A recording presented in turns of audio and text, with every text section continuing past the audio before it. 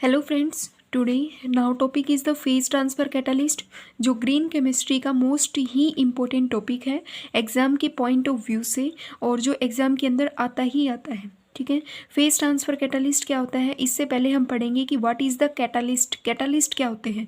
Catalyst होते हैं जो किसी भी रेट ऑफ रिएक्शन को मतलब इंक्रीज़ और डिक्रीज़ करने का काम करता है। ठीक है, कैटलिस्ट जो होते हैं मतलब ये जैसे कि हमने इन कैटलिस्ट का यूज़ अगर किसी भी रिएक्शन के अंदर अगर हम करते हैं तो वो उस रिएक्शन को मतलब स्पीड देने का काम करते हैं। ठीक है, क्या करने का काम करते हैं? उसको स्पीड करवाने का काम करते हैं, या फिर उसकी जो इल्ड है उसको 100% देने का काम करवाते हैं कैटलिस्ट।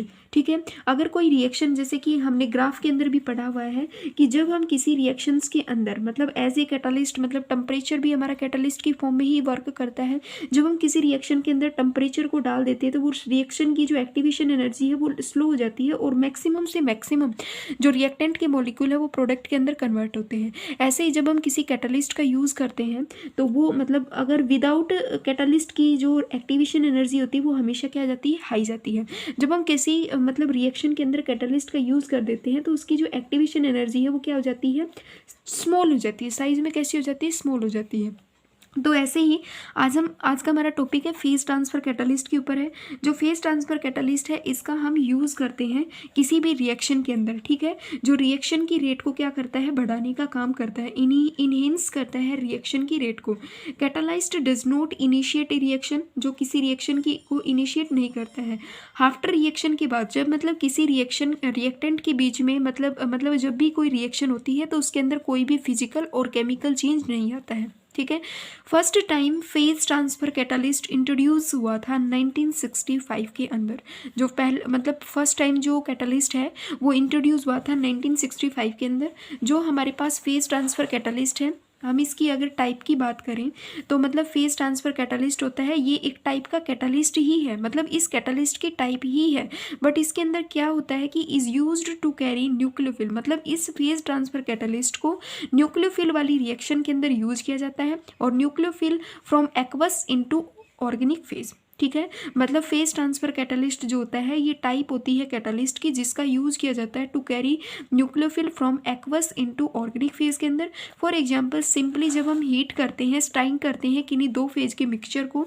ठीक है, मान लो हमारे पास इसका मतलब हमने कोई दो मिक्सचर लिए, हमने लिया कोई ए मिक्सचर और प्लस में हमने लिया कोई बी मिक्सचर। ठीक है, एक मिक्सचर के अंदर है 1 क्लोरो एसीटोन है, मतलब एक मिक्सचर के अंदर हमारा क्या है? 1 क्लोरो एसीटोन है, और दूसरे मिक्सचर के अंदर और दूसरा हमारा क्या है? सोडियम साइनाइड है। ठीक है, फॉर सेवरल डे के बाद हमने देखा कि हम इनके अंदर ना तो कोई इल्डिंग हुई है और ना ही इनके अंदर कोई प्रोडक्ट की फॉर्मेशन हुई है। ठीक है, मतलब जब हमने 1 क्लोरो एसीटोन को 1 क्लोरो एसीटेन को जब हमने एक्वस NaCN के साथ मतलब रिएक्शन करवानी चाहिए तो उसके अंदर हमने क्या देखा कि कोई भी रिएक्शन नहीं हुई है। ठीक है, बट अगर हम इस रिएक्शन के अंदर मतलब 1 क्लोरो एसीटोन प्लस में साइनाइड मतलब सोडियम साइनाइड के बीच में जब हम स्मॉल अमाउंट के अंदर किसी क्वाड्रेंटरी साल्ट को उसके अंदर ऐड कर देते हैं तो ये जो अबाउ रिएक्शन थी जो पहले नहीं हो रही थी विदाउट कैटलिस्ट की मदद से, मतलब बिना कैटलिस्ट की मदद से जब ये रिएक्शन नहीं हो रही थी तो उस टाइम पे हमने क्या डाला? इसके अंदर थोड़ा सा हम क्वाड्रेंटरी साल्ट को ऐड कर देंगे तो रिएक्शन जो है वो ईजिली हो भी जाएगी और हमें प्रोडक्ट की फॉर्मेशन होगी और हमें 100% यील्ड भी मिलेगी प्रोडक्ट की। ठीक है, और रिएक्शन जो है वो थोड़े ही समय में क्या हो जाएगी? कंप्लीट हो जाएगी। पहले स्टेप में हमने क्या देखा कि रिएक्शन हो ही नहीं रही थी। दूसरे स्टेप में जब हमने उसके अंदर कैटलिस्ट को ऐड किया तो रिएक्शन जो है वो इंक्रीज हो गई। रिएक्शन की जो स्पीड है मतलब रिएक्शन की जो स्पीड है वो भी इंक्रीज हो गई और हमें 100% यील्ड भी मिल रही है, मतलब हमें 100% यील्ड ऑफ प्रोडक्ट भी मिला है। जैसे कि अब हमारे पास है ये कोई RX कंपाउंड है, मतलब कोई एल्काइल हैलाइड है। ठीक है, जब इसकी रिएक्शन हमने सोडियम साइनाइड के साथ करवाई, सोडियम साइनाइड एक न्यूक्लियोफिल है जो वाटर के अंदर सोलेबल है, और ये जो एल्काइल हैलाइड है ये क्या है? सोलेबल है ऑर्गेनिक फेज के अंदर। मतलब एक तो है जैसे कि यू सपोज दैट एक हमने कोई मतलब एक ग्लास लिया, इस ग्लास के अंदर हमने डाल दिया वाटर, और वाटर के अंदर हम कहें कि इसके अंदर ऑयल को डाल दें, तो क्या वाटर और ऑयल मिक्स हो पाएंगे? नहीं हो पाएंगे। मतलब इन दोनों की तो रिएक्शन ही नहीं होगी, बल्कि ये एक अलग अलग लेयर में, मतलब वाटर तो ऊपर, वाटर जो ऑयल है वो वाटर के ऊपर मतलब हमें फ्लोट होता दिखाई देगा, मतलब वो मिक्स होगा ही नहीं, उनका कोई प्रोडक्ट की फॉर्मेशन होगा ही नहीं।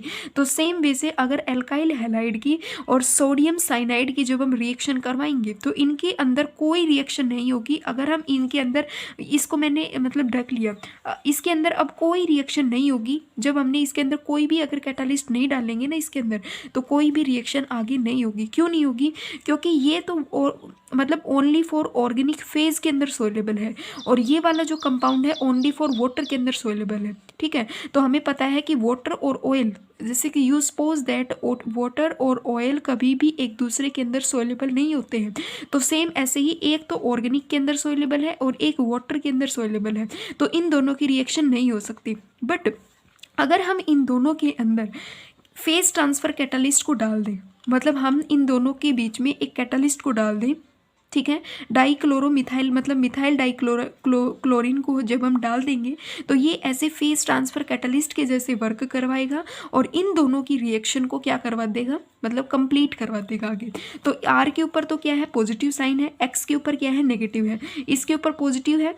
तो पॉजिटिव और नेगेटिव, मतलब हमें पता है कि पॉजिटिव और नेगेटिव साइन, अपोजिट साइन एक दूसरे की तरफ क्या होते हैं, अट्रैक्ट होते हैं। इनके अंदर फोर्स ऑफ अट्रैक्शन होता है, एक दूसरे की तरफ अट्रैक्ट होते हैं। तो जो हैलाइड है ये सोडियम के पास चला जाएगा, जो साइनाइड है ये एल्काइल के पास चला जाएगा। तो हमारे पास प्रोडक्ट की क्या है, फॉर्मेशन हो जाएगी, एल्काइल साइनाइड और सोडियम हैलाइड बाहर निकल जाएंगे।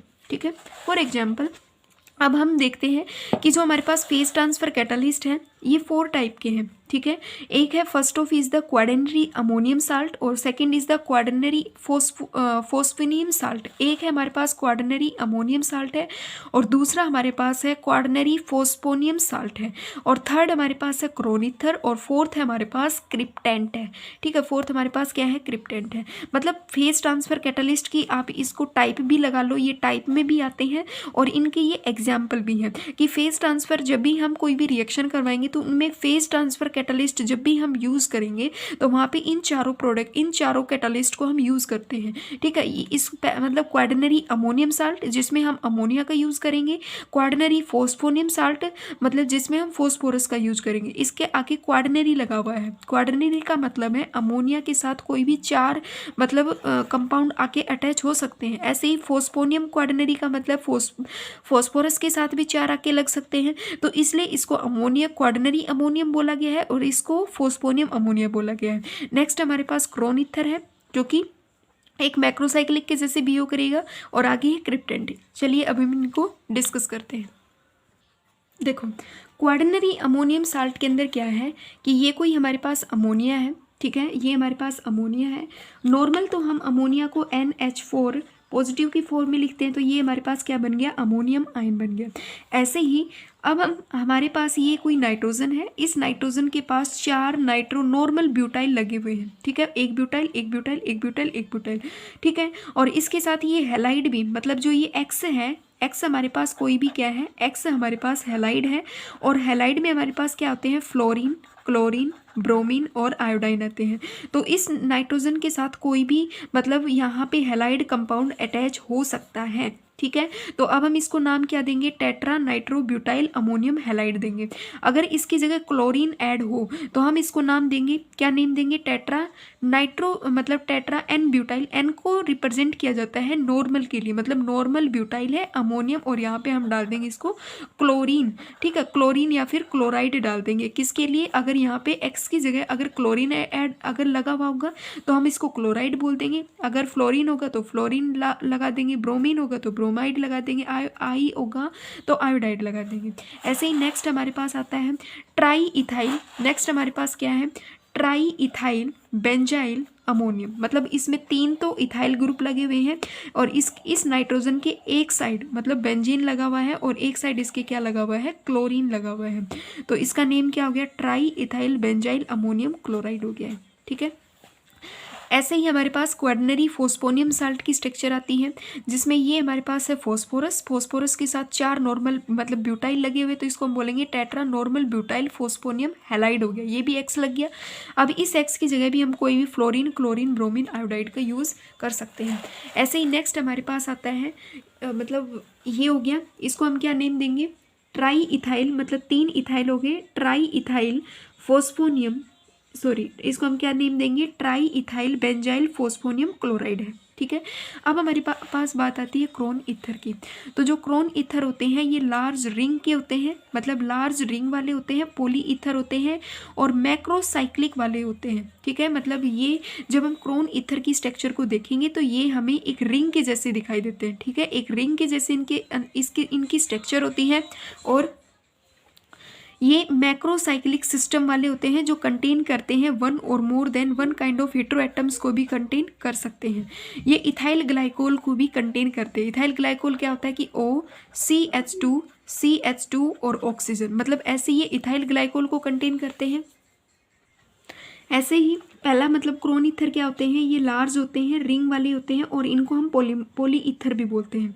मैक्रोसाइक्लिक सिस्टम होते हैं जो कंटेन करते हैं वन और मोर देन हेटेरोएटम्स को कंटेन करते हैं और ये इथाइल ग्लाइकोल को कंटेन करते हैं, मतलब एक ऑक्सीजन फिर CH2 फिर ऑक्सीजन, मतलब इस स्ट्रक्चर को हम क्या बोलते हैं, इथाइल ग्लाइकोल बोलते हैं। जो क्रोन ईथर होते हैं ये ऑर्गेनिक फेज के अंदर सोल्यूबल होते हैं। क्रोन ईथर को जब आप किसी भी KMnO4 के साथ रिएक्ट करवाओगे तो क्रोन ईथर में क्या होता है कि जो ये K पॉजिटिव था, मतलब K पॉजिटिव MnO4 नेगेटिव था, तो क्रोन ईथर के साथ जो ये पोटासियम था ये इसके साथ रिएक्ट कर जाएगा, मतलब इसके अंदर इसकी मिक्सिंग हो जाएगी। अब ये नेक्स्ट हमारे पास क्या होता है कि क्रोन ईथर की स्ट्रक्चर है, मतलब क्रोन ईथर आप ऐसे किसी भी क्रोन ईथर की स्ट्रक्चर बना सकते हो। 18 क्रोन 6, 24 क्रोन 8 हो गया, ठीक है। तो जो क्रोन ईथर होता है इनका वाइडली यूज किया जाता है फेज ट्रांसफर कैटलिस्ट के अंदर। क्रोन ईथर होते हैं, ठीक है, मतलब अब आए हैं कि इनका यूजेस कहाँ कहाँ है। जो क्रोन ईथर होते हैं इनका वाइडली यूज किया जाता है फेज ट्रांसफर कैटलिस्ट के अंदर, इनका यूज किया जाता है और ऑर्गेनिक सिंथेसिस के अंदर भी इनका यूज किया जाता है। ऑर्गेनिक सिंथेसिस के अंदर क्यों यूज किया जाता है, क्योंकि ये ऑर्गेनिक कंपाउंड, ऑर्गेनिक सॉल्यूशन के अंदर ही सोल्यूबल होते हैं। क्रोन ईथर जो होते हैं इनका वाइडली यूज किया जाता है कॉम्प्लेक्स ऑफ कैटाइन की फॉर्म में भी इनका वाइडली यूज किया जाता है। नेक्स्ट अब हमारे पास आती है मतलब क्रोन ईथर की स्ट्रक्चर आती है।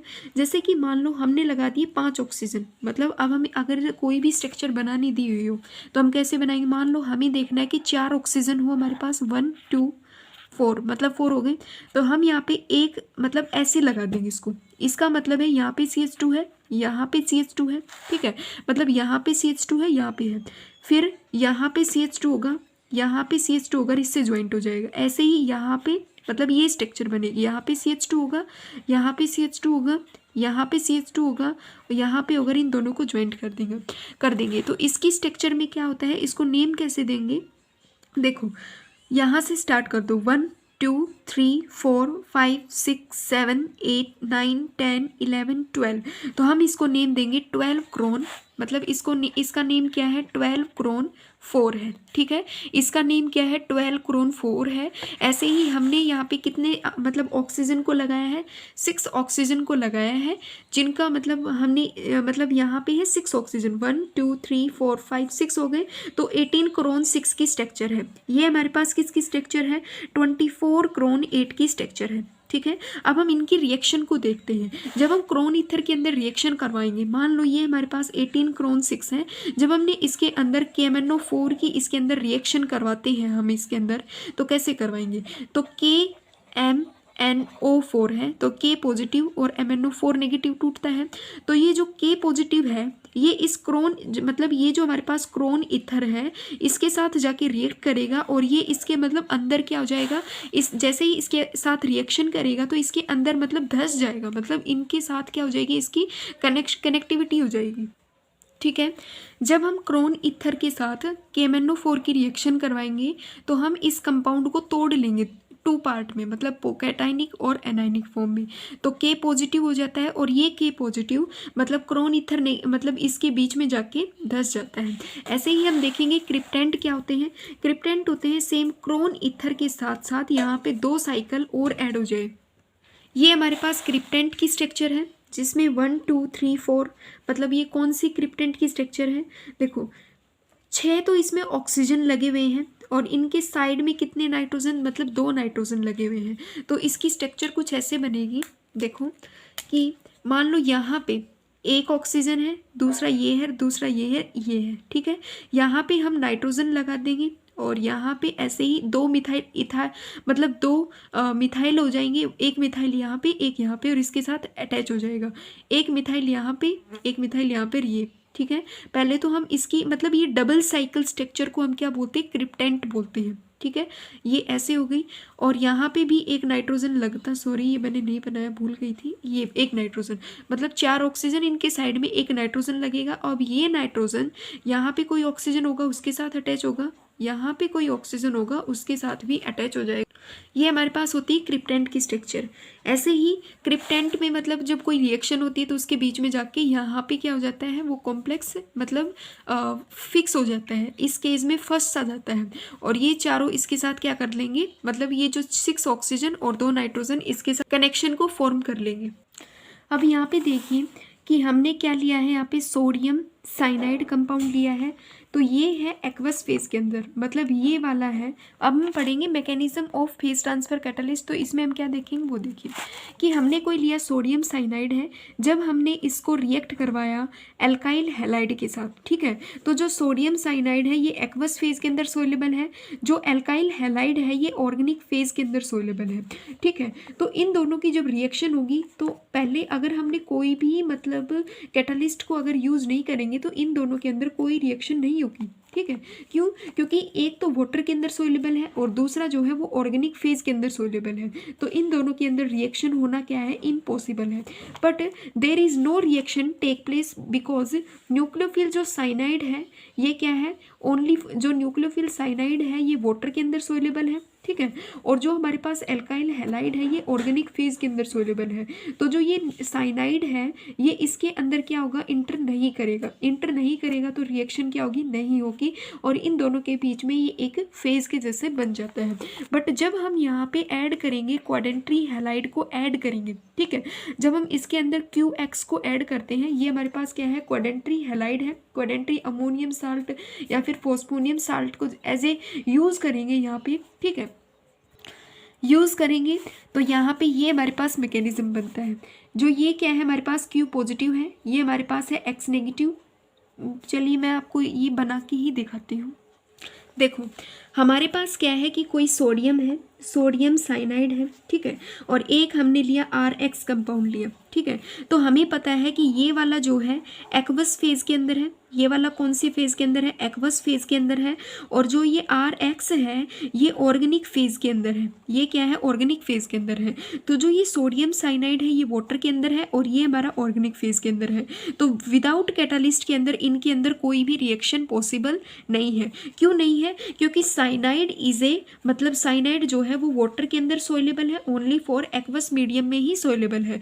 एक्वस मीडियम में सोल्यूबल होने के कारण ये इसके अंदर इंटर नहीं करेगा। बट जब हम यहाँ पे कैटालिस्ट को यूज़ करेंगे, जब हम यहाँ पे कैटालिस्ट को यूज़ करेंगे, क्वाड्रेंट्रियम हैलाइड को यूज़ करेंगे, ठीक है, मतलब QX को जब हम यहाँ पे यूज़ करेंगे, ठीक है, इसका ही रिप्रेजेंटेशन होता है क्वाड्रेंट्रियम हैलाइड की फॉर्म में है। NaCN का मतलब होता है Na पॉजिटिव, साइनाइड नेगेटिव, और RX को जब आप तोड़ोगे तो ये पॉजिटिव और ये कैसे टूटेगा, नेगेटिव के फॉर्म में टूटेगा। ये क्या है आपके पास पॉजिटिव होगा और ये आपके पास होगा नेगेटिव फॉर्म में होगा, ठीक है। जब आपने इसको मतलब इस कैटालिस्ट को यूज़ में लिया, मतलब फेज ट्रांसफ़र कैटालिस्ट को यहाँ पे यूज़ में लोगे, तो फेज ट्रांसफ़र कैटालिस्ट में क्या होता है, ये Q पॉजिटिव है और ये X नेगेटिव है। यहाँ पे 2 बैरे मतलब ये साइन होगा, जो Q होगा वो बाहर जाएगा और X जो है वो बाहर मतलब वो अंदर लेके आएगा खींच के, ठीक है। तो यहाँ पे होगा सोडियम साइनाइड के साथ जब ये रिएक्ट करेगा तो कैसे करेगा, जो ये नेगेटिव एंड है ये इस सोडियम के साथ रिएक्ट कर जाएगा और ये पॉजिटिव है ये इस साइनाइड के साथ रिएक्शन करेगा। तो रिएक्शन करेगा तो यहाँ पे कैसी रिएक्शन बनेगी, Na पॉजिटिव और यहाँ पे X नेगेटिव बनेगी, ठीक है। तो पहली स्टेप रिएक्शन तो हमारी ये है, ठीक है, और दूसरी स्टेप रिएक्शन हमारे पास ये बनती है, ठीक है। अब नेक्स्ट रिएक्शन में क्या होता है कि ये पहले अब जाएगा मतलब ऑर्गेनिक फेज के अंदर, Q पॉजिटिव X नेगेटिव होगा। अब यहाँ से मतलब Q पॉजिटिव X नेगेटिव फिर ये बाहर गया, ठीक है। बाहर जाने के बाद ये इसके साथ रिएक्शन करेगा और फिर रिएक्शन यहाँ पे क्या होगी कि ये जो Q है, ये इस साइनाइड के साथ रिएक्ट करेगा। अब ये जो Q साइनाइड है ये क्या होगा, फिर से मतलब Q साइनाइड जो है वो ऑलवेज इसका एरर जो है, मतलब इसका जो साइन है वो इस फेज से बाहर की तरफ दिखाई देगा, साइनाइड जो है वो अंदर की तरफ दिखाई देगा। तो यहाँ पे क्या होगा, Q पॉजिटिव और साइनाइड नेगेटिव अंदर लेके आ चुका है। अब इसकी रिएक्शन जब RX के साथ होगी, R पॉजिटिव X नेगेटिव के साथ होगी, तो यहाँ पे ये रिएक्शन के अंदर यहाँ पे क्या बना देगा, वो देखो R साइनाइड की फॉर्मेशन कर देगा। तो मतलब इस फेज ने, मतलब इस क्वाड्रेंट्री हैलाइड ने रिएक्शन को क्या करवा दिया, कैरी ऑन करवा दिया है। ठीक है, तो हमारी जो नॉर्मल रिएक्शन है वो क्या बनी, RX पॉजिटिव साइनाइड नेगेटिव, और ये क्या बन जाएगा, R साइनाइड इसके साथ चला जाएगा। ठीक है, और हैलाइड हमारा बाहर निकल जाएगा। इसको हम बोलते हैं फेज ट्रांसफर कैटालिस्ट। ये हमारे पास है फेज ट्रांसफर कैटालिस्ट का मैकेनिज्म। अब हम इसका मैकेनिज्म देखते हैं। इसमें क्या होता है कि अबाउ एग्जाम्पल में क्या देखा हमने कि विदाउट हेल्प ऑफ कैटालिस्ट के बिना कोई भी रिएक्शन नहीं हुई है। Cyanide ion can not cross the interface, जो साइनाइड था वो इस इंटरफेस के अंदर इंटर नहीं किया, टू फेजेस के अंदर। क्यों नहीं किया, क्योंकि एक्सेप्ट एट ए लो कंसनट्रेशन, जो सोडियम है हमारा वो स्ट्रॉन्गली सोलिवेंटेड होता है वाटर के अंदर, और do not inter not prefer organic phase, वो मतलब सोलेबल है वाटर के अंदर सोलेबल होने के कारण वो ऑर्गेनिक फेज में नहीं जाएगा। ऑर्गेनिक फेज में नहीं जाएगा तो there solution is not possible, आगे रिएक्शन जो है वो नहीं हो पाएगी। बट जब हम क्वाड्रेंट्री अमोनियम साइनाइड को और फोस्फोनियम को जब हम यूज लेते हैं, आयन को सुफिशिएंटली यूज करते हैं, तो यहाँ पे क्या होता है कि R का एल्काइल ग्रुप जो होता है वो पोरली सोलवेंटेड होता है वाटर के अंदर, तो प्रेफर करेगा ऑर्गेनिक सॉल्वेंट। यहाँ पे क्या होगा कि ये क्वाड्रेंट्री अमोनियम है, इसमें क्या होता है, इस एल्काइल ग्रुप का लार्ज साइज होने के कारण ये पुअरली सॉल्वेंटेड होता है वाटर के अंदर, और ये ऑर्गेनिक सॉल्वेंट की जैसे प्रेफर करेगा। तो एन एडिशन स्मॉल अमाउंट के अंदर सच साल्ट जब ये रिएक्शन करेगा, mixture the following 3 equilibrium set हमें यहाँ पे मिलेंगे। ठीक है।